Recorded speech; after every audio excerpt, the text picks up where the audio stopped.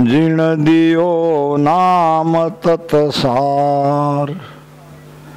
द्वितीय वंदन राम जी, जिण मेट्या भरम विकार। तृतीय वंदन सब संत जन, अनंत कोट जन सार। जाके पदरज परसता, हंस उतर जावे पार। शरणों सतगुरु दयाल को, मुख हृदय हरि नाम। नित प्रति संगत साध किया, जीवन मुगत सुख राम। आनंद सुख सम्राट सदगुरु सुखराम जी महाराज ने धिन्न हो। सदगुरु सेठ साहेब राधा किशन जी महाराज ने धिन्न हो। सदगुरु रामपाल जी महाराज ने धिन्न हो। सदगुरु साधुराम जी महाराज ने धिन्न हो। सदगुरु विश्राम जी महाराज ने धिन्न हो।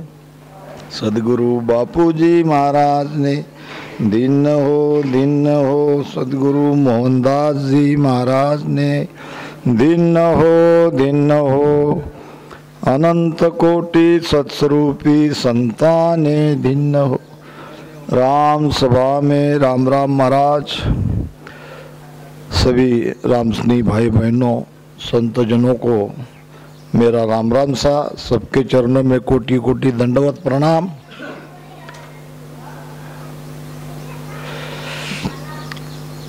ओ सुन सुन नर ज्ञान, भेद हृदय थिर कर है।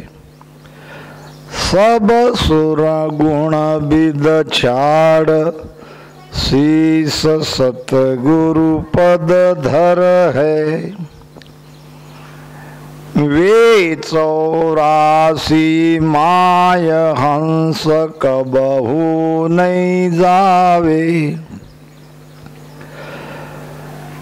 ना देवत के लोग सुरग में नायर हावे।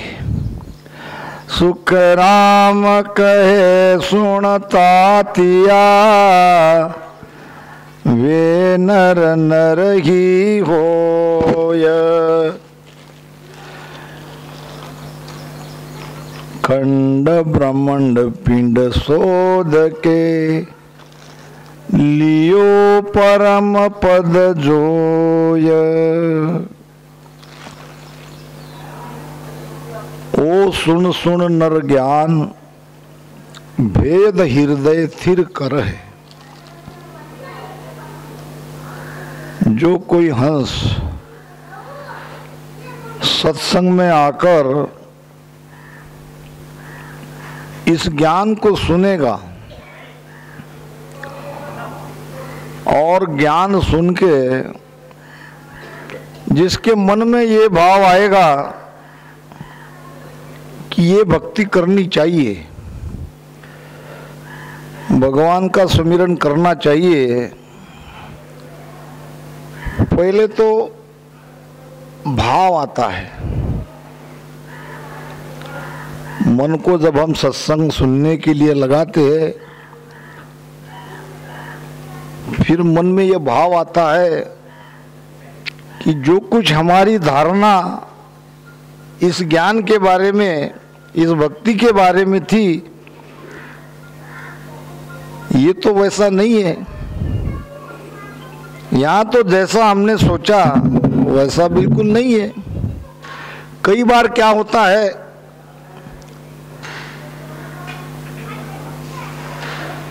लोगों से सुन के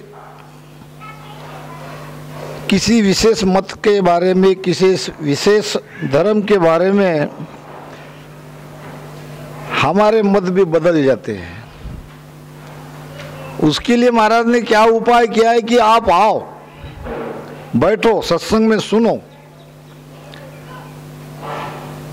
अगर आपको ठीक लगे, अगर मन में ये विश्वास आए, अगर आपका भाव बढ़े तो आगे पैर रखो।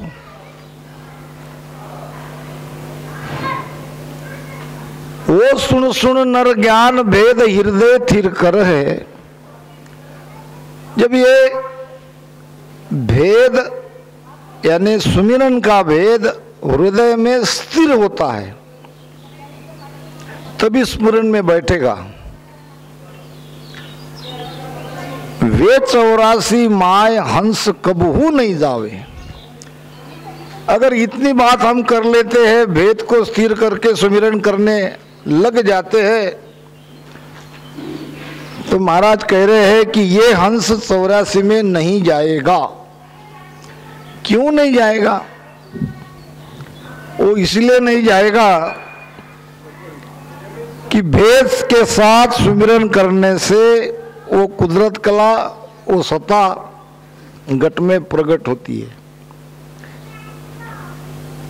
इसको कोई समय नहीं लगता है, समय तो हमारे कारण लगता है।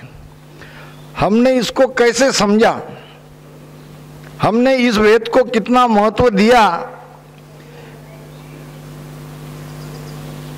इस कारण वो समय लगता है, नहीं तो यहां समय नहीं लगता है। वो शब्द जागृत होता है, सत्ता चल रही है, और शब्द जागृत का प्रमाण भी घट में मिलता है। क्या प्रमाण है? कुदरत कला सत्सबद निरंतर जगने का।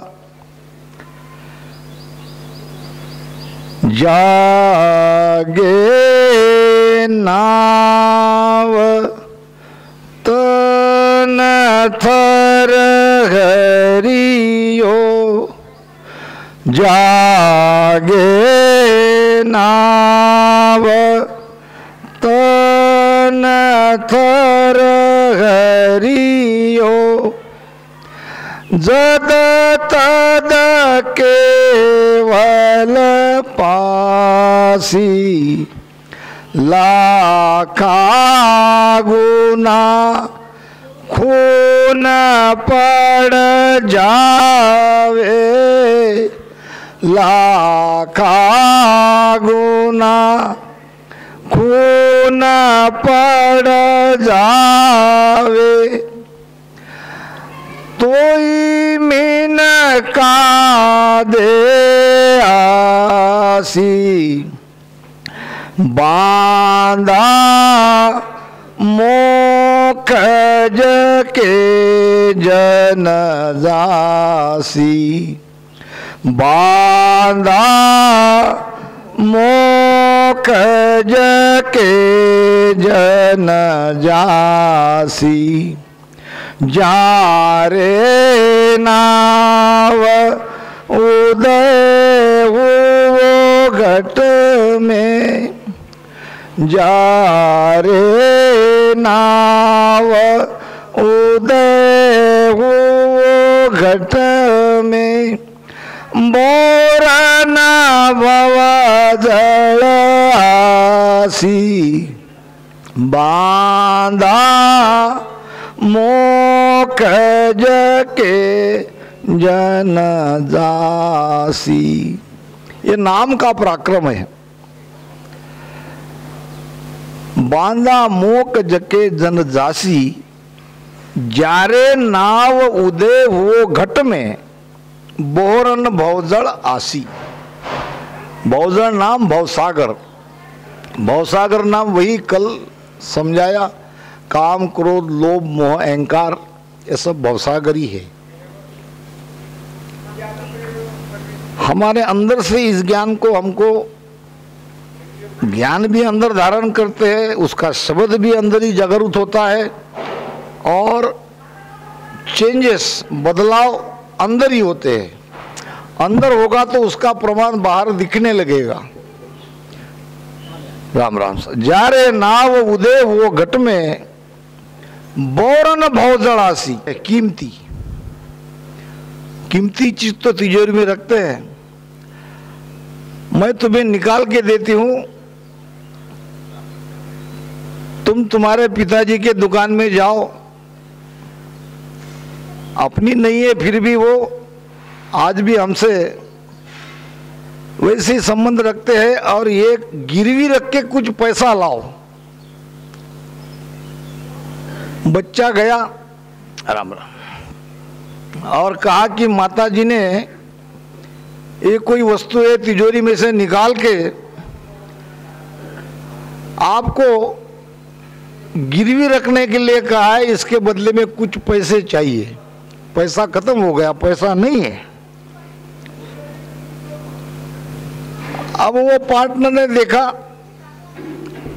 सुनार था, और कहा कि बेटा ये जहां से लाए हो वहीं रख दो, माता को दे दो और ये पैसा ले जाओ।